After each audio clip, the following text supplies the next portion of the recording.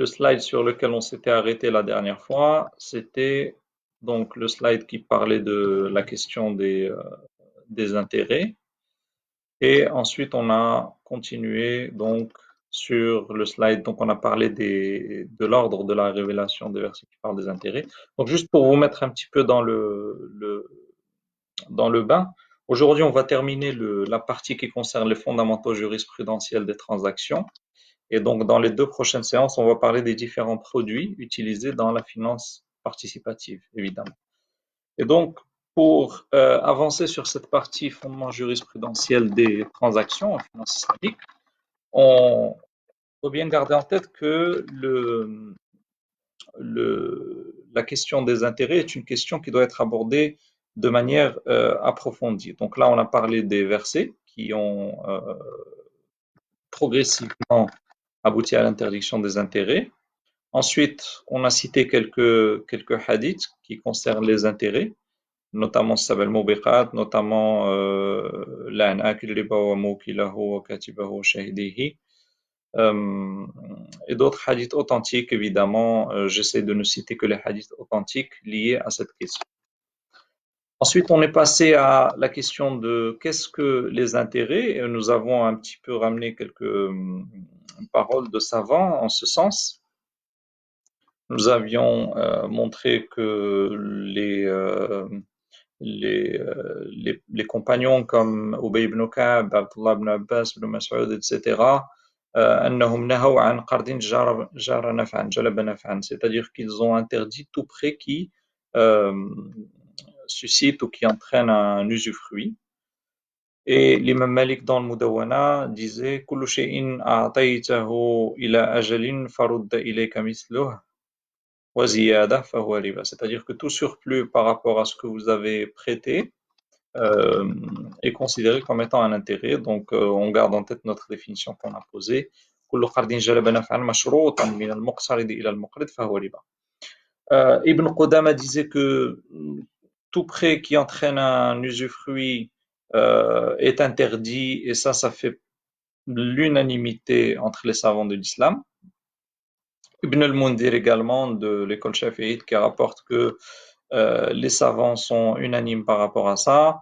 Ibn Taymiyyah qui rapporte également que les savants sont d'accord par rapport à ça. Donc c'est la question des intérêts, c'est-à-dire le fait qu'un surplus qui est entraîné par un crédit, quel que soit le volume de ce surplus, la question de son interdiction est une question qui fait consensus entre les savants.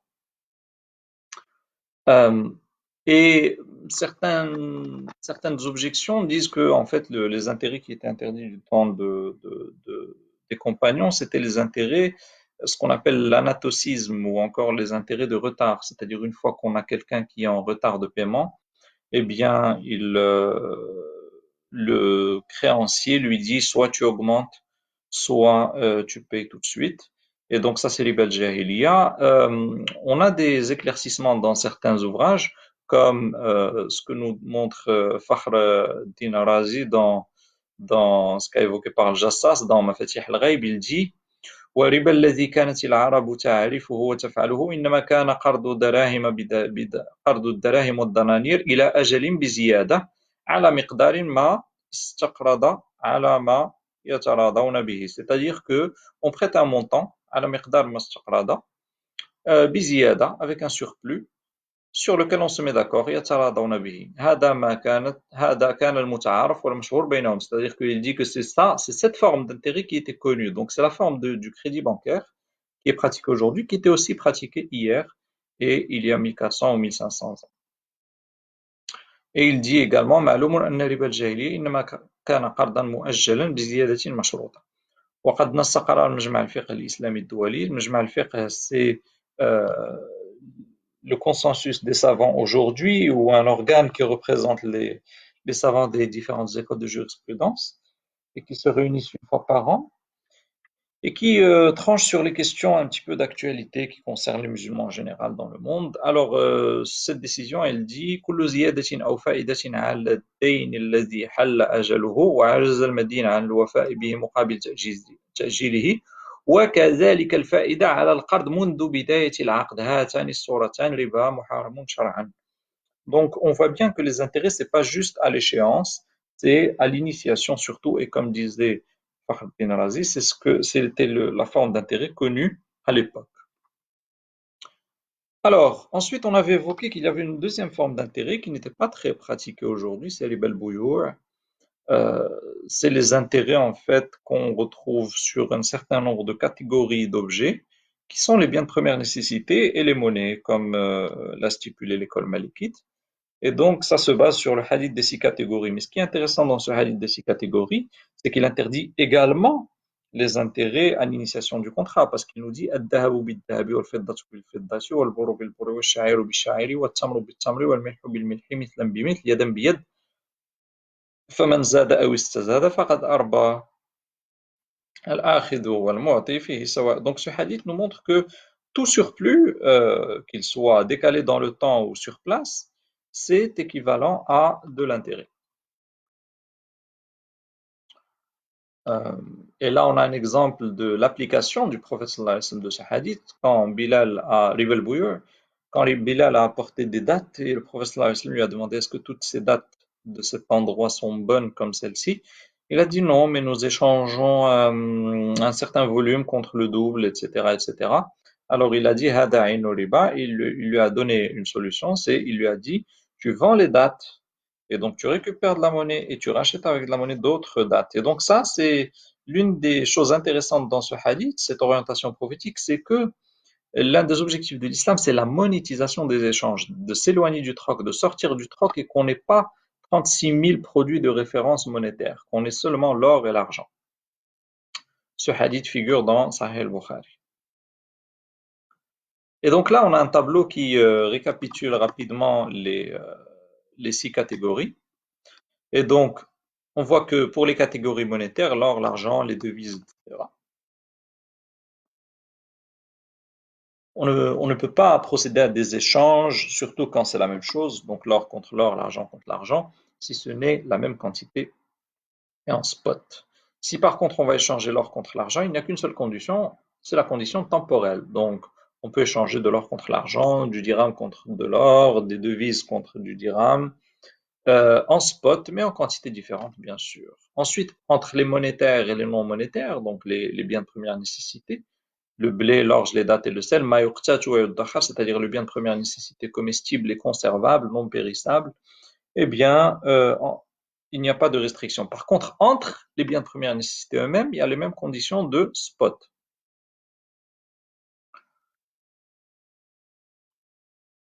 Et ce qui est intéressant qu'on remarque dans la finesse de l'analyse des savants à l'époque, c'est que ils avaient même une vision prospective, c'est-à-dire on a dans le Mudawwana euh, une parole rapportée de l'imam Malik qui dit ولو أن الناس أجازوا بينهم الجلود حتى تكون لها سكة وعين لكرهتها أن تباع بالذهب والورق نظرة. C'est-à-dire que l'imam Malik a même supposé que les gens se mettent d'accord sur une autre forme monétaire que l'or et l'argent, ce qui n'était pas le cas à son époque. On sait que les premiers chèques sont apparus en Chine aux environs du Xe siècle, le premier argent-monnaie, la monnaie papier.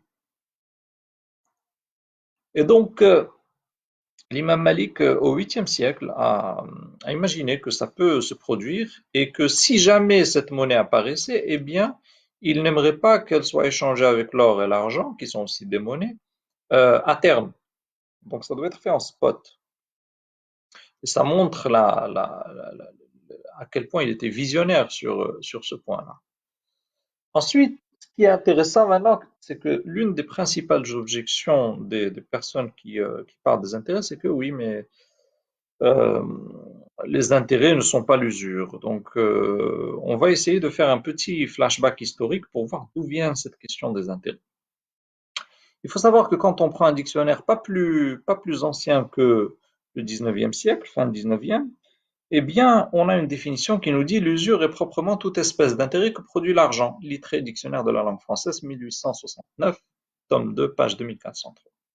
Donc en fait, la séparation usure-intérêt, c'est une séparation très très très récente qui est apparue avec l'économie politique. Donc cette séparation avait pour but de légitimer, bien sûr, la consommation d'intérêts.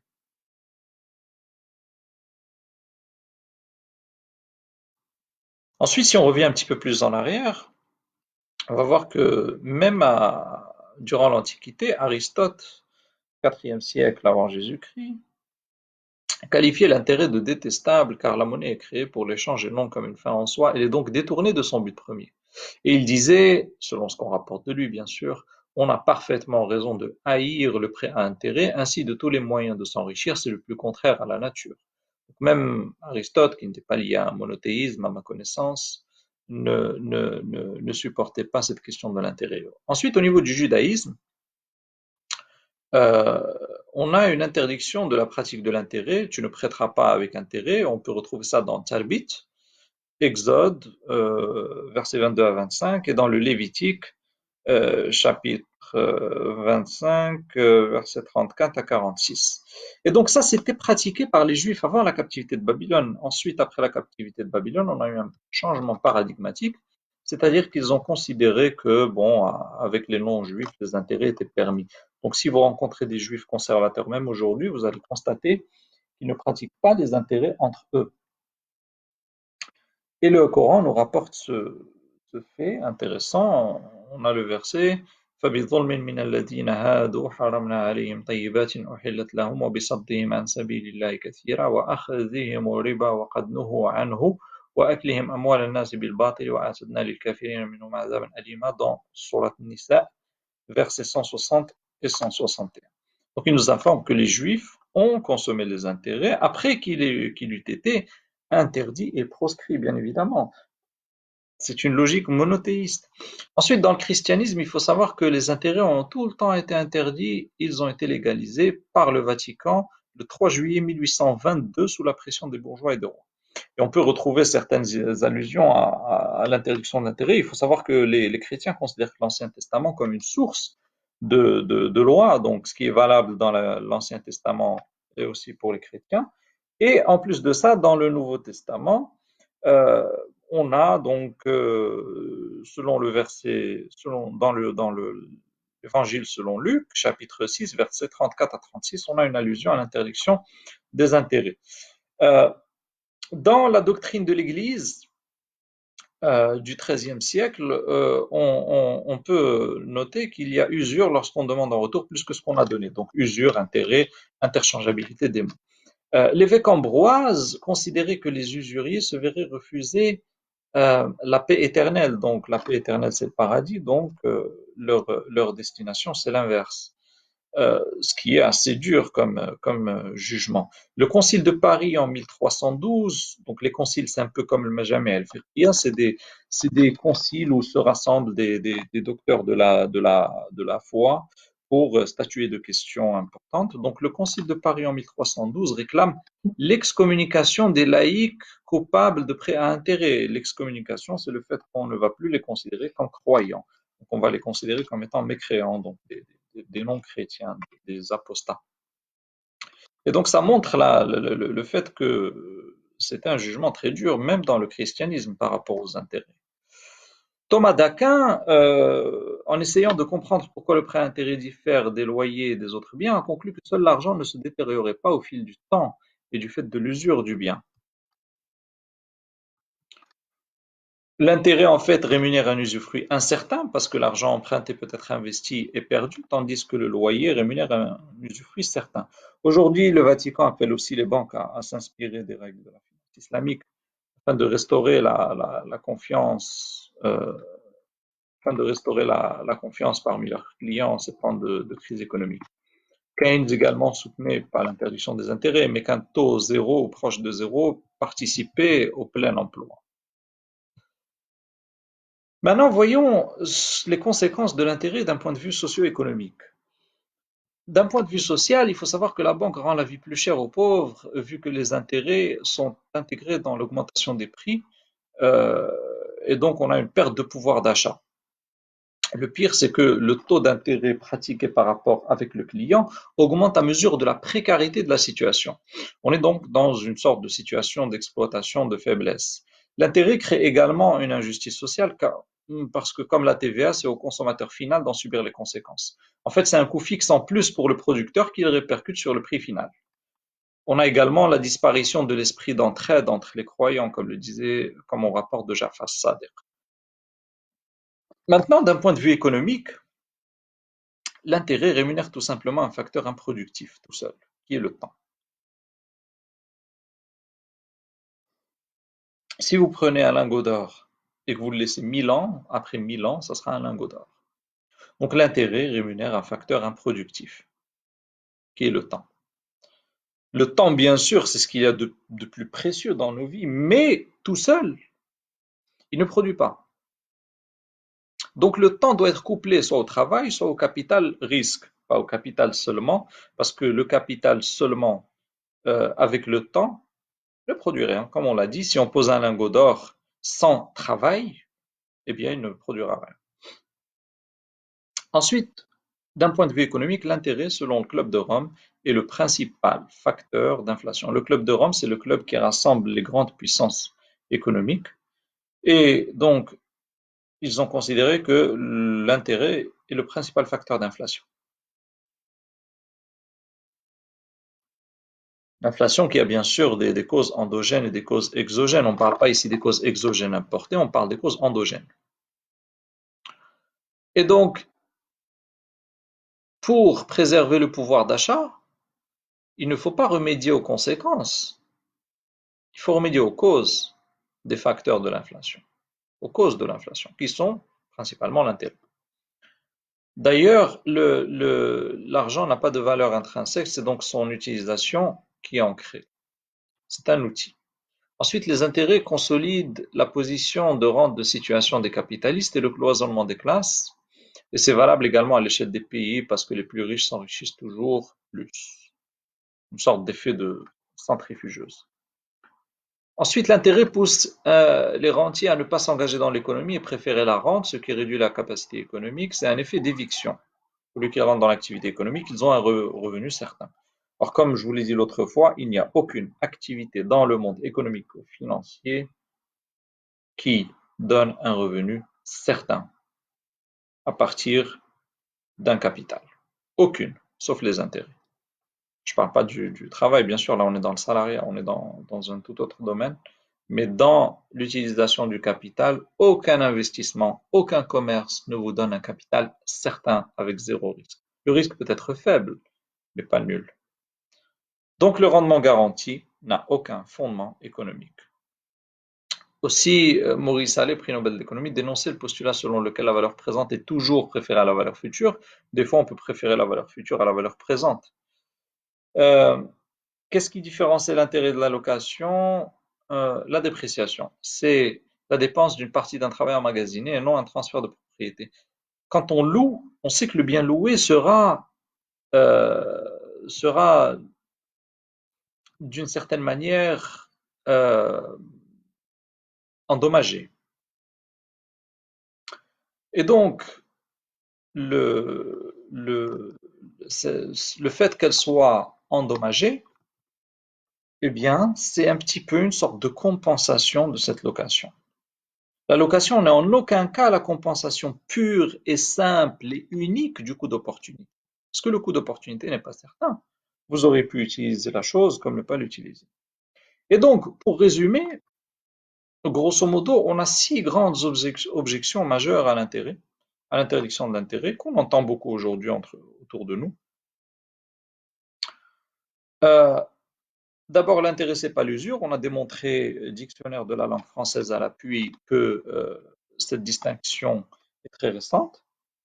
Ensuite, ce sont les taux d'intérêt élevés qui sont proscrits. On a démontré avec le verset فَإِن تُبْتُمْ فَلَكُمْ رُءُوسُ أَمْوَالِكُمْ لَا تَظْلِمُونَ وَلَا تُظْلَمُونَ que tout ce qui dépasse le nominal, le principal, le capital est considéré comme étant un intérêt, même si c'est un dirham.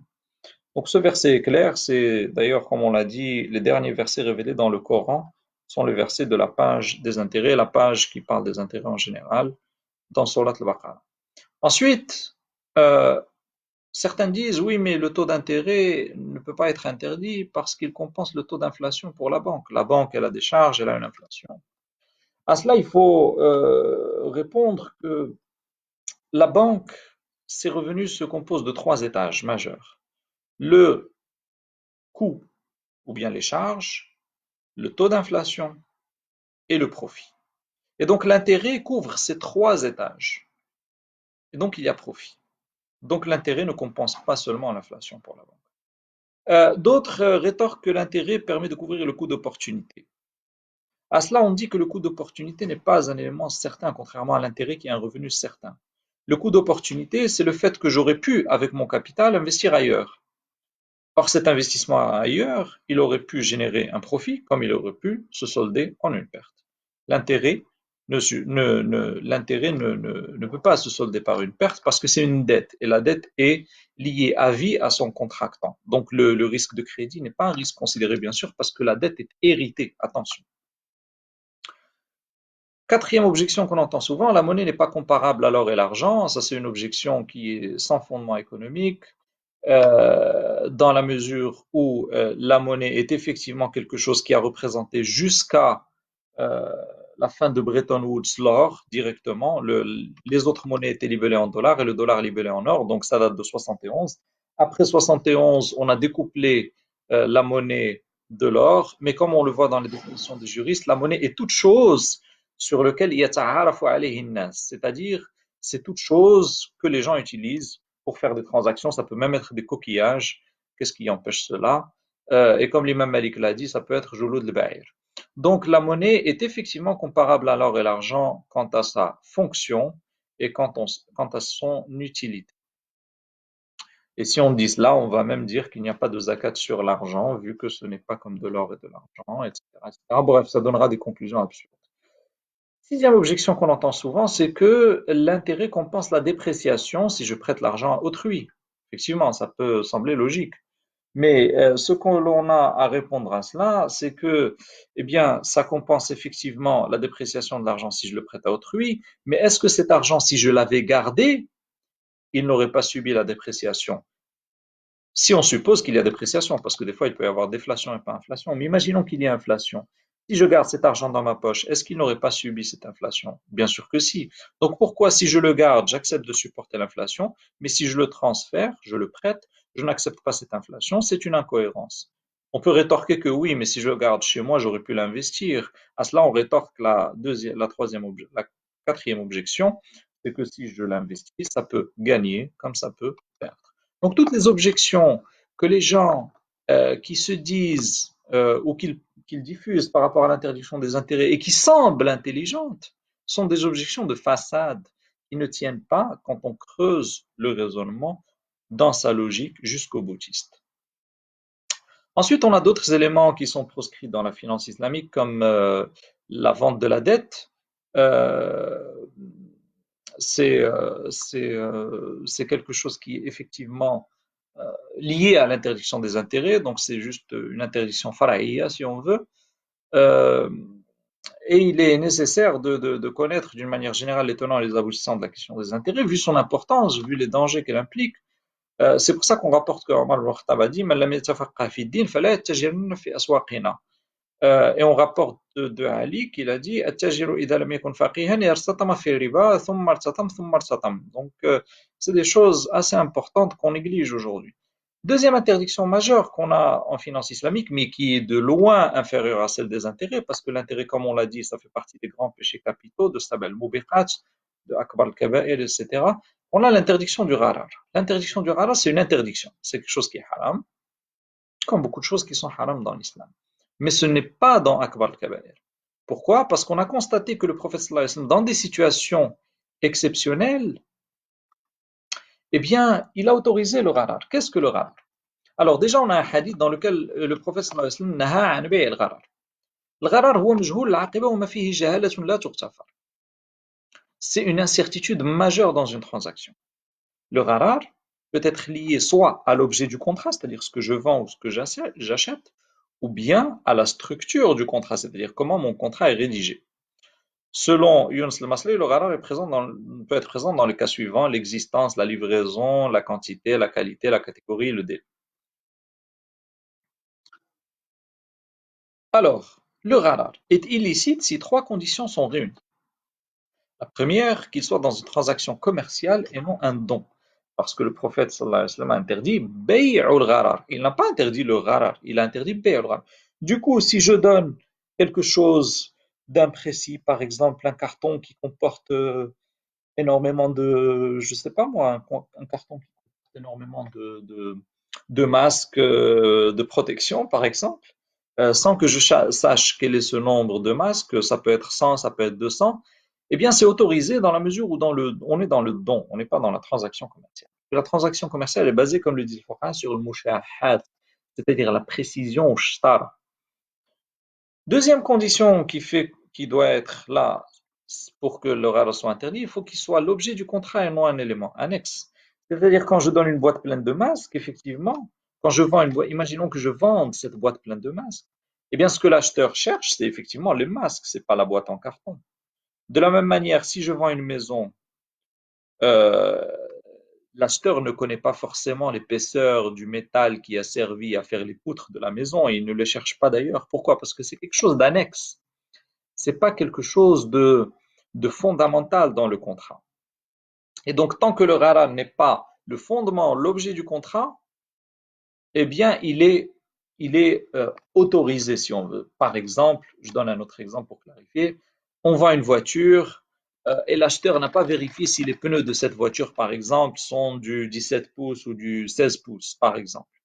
Euh, cet inconnu dans le contrat n'influence pas le contrat. Pourquoi? Parce que c'est pas vraiment ce que cherche l'acheteur. L'acheteur cherche une voiture en bonne et due forme qui fonctionne bien, etc., etc. D'accord? Donc, tant que le rarar est sur un objet annexe du contrat, pas un élément fondamental du contrat, il est toléré. Ensuite, qu'on n'ait pas grandement besoin de cette transaction. Et c'est là où l'exception apparaît aussi, c'est que le prophète sallallahu alayhi wa sallam, quand il a eu le cas de certains arboriculteurs qui faisaient donc qui entretenaient des fermes de dattes, des palmiers, eh bien ces gens-là n'avaient rien comme capital sauf leurs palmiers, donc ils n'avaient plus d'argent et ils avaient besoin de vendre des dattes avant qu'elles soient mûres. Et donc il a autorisé, mais juste pour couvrir le besoin financier, c'est-à-dire il a autorisé à hauteur d'une certaine quantité assez limitée.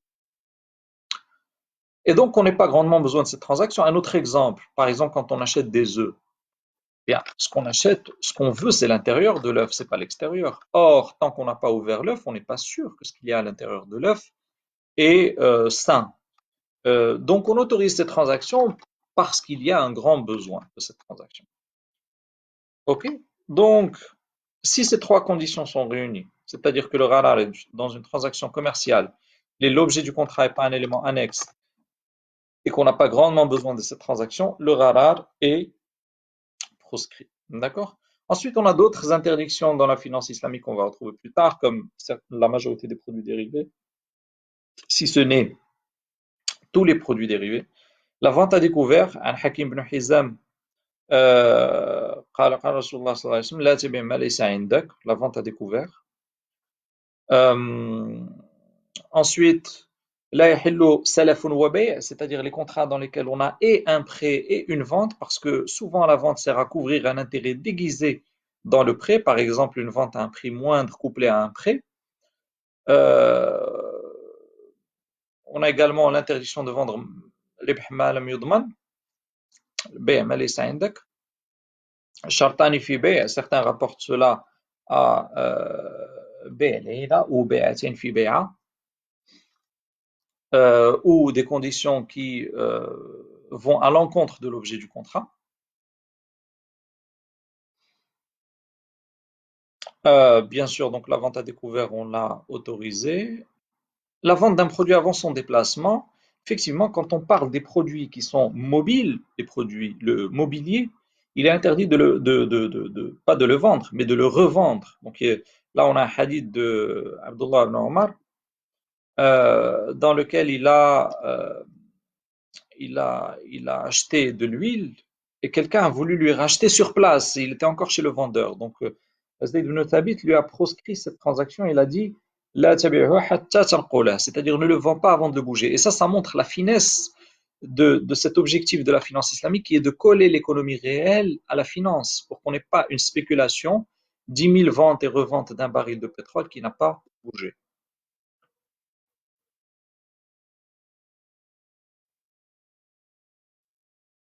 certains types de spéculation, de transactions portant sur l'illicite. Bien sûr, on ne peut pas vendre en finance islamique un produit qui est basé sur quelque chose d'illicite, que ce soit de l'alcool, du porc, etc., etc. Le monopole, bien sûr, est proscrit, les taxes injustes, la fixation des prix par l'État, mais certains savants ont introduit quelques exceptions. Euh, le dol, el ghabn, donc ça c'est connu, c'est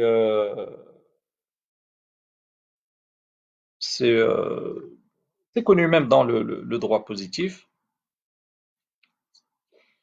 Man ghasha falaysa minna. Le non-adossement aux transactions réelles, donc ça c'est connu, c'est arrivé avec la spéculation. Donc ça, c'est un petit slide qui rapporte les normes de la WIFI. La WIFI, c'est Accounting and Auditing Organization for Islamic Finance Institutions. C'est l'organe qui est basé à Bahreïn et qui s'occupe aujourd'hui des règles relatives à la finance islamique dans le monde. C'est le plus connu. Euh, c'est clair que leurs ijtihad aujourd'hui sont la référence pour la finance islamique. Il y a surtout aussi Majma' al-Fiqh al-Islami, le Munbati' an Munazzamat ad-Dawal al-Islamiyya. Au Maroc, on a le Conseil supérieur des ulama qui sera lui chargé de la fatwa pour tout ce qui concerne la finance islamique au Maroc. Et donc, je vous dis à jeudi prochain, Inch'Allah, en espérant qu'on n'ait pas les problèmes techniques d'aujourd'hui, pour aborder les produits et les modes de fonctionnement pratiques de la finance islamique. N'hésitez pas à me laisser vos questions si vous en avez. Ce sera avec plaisir. Salam alaikum.